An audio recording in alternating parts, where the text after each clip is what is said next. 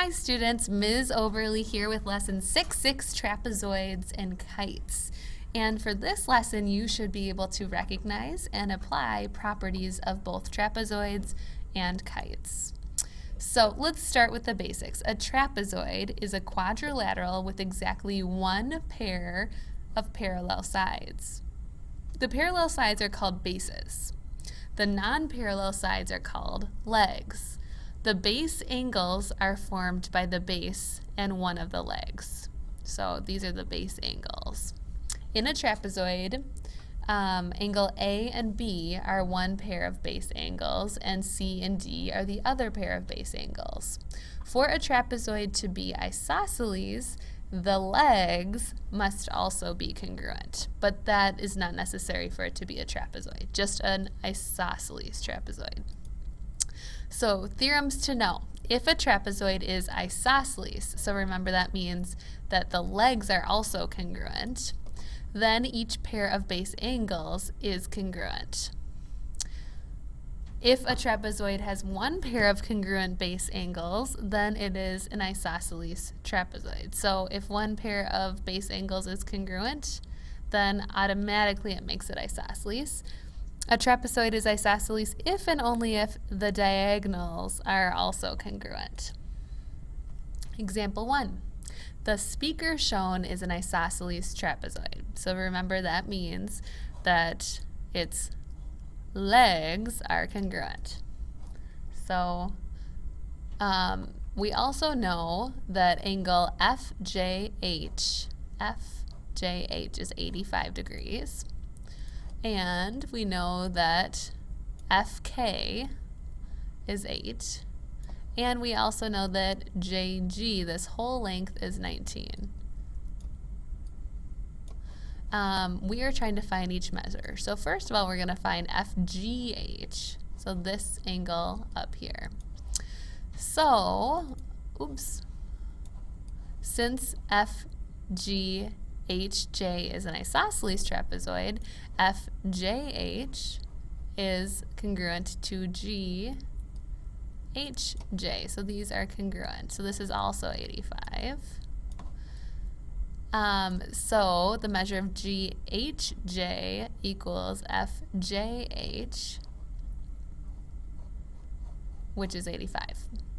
Since this is a trapezoid, these two sides must be parallel. So we can mark that in our picture. And we know that FGH and GHJ add up to 180. And we know GHJ is 85, so we can find GH is 95 degrees. What about if we are asked to find KH? Well, here's KH. We know the whole long distance is 19, part of it is 8, so we can use that idea, 8 plus something equals 19, to find that the other little segment must be 11. What about if we're asked to look at trapezoids on a coordinate grid? Well, in this case, we're asked to show that it's a trapezoid, and also that it's an isosceles trapezoid, or determine if it is or not. So let's start by using the slope formula. Remember, to be a trapezoid, there must be one pair of parallel sides. So I'm going to find the slope of opposite sides, for example, BC and AD, and figure out, are they parallel? Well, it turns out that they are. Remember, the slope formula is just y minus y. So 5 minus 3 is 2. 2 minus 3 is -1, so 2 over -1. And AD also works out to be that same slope.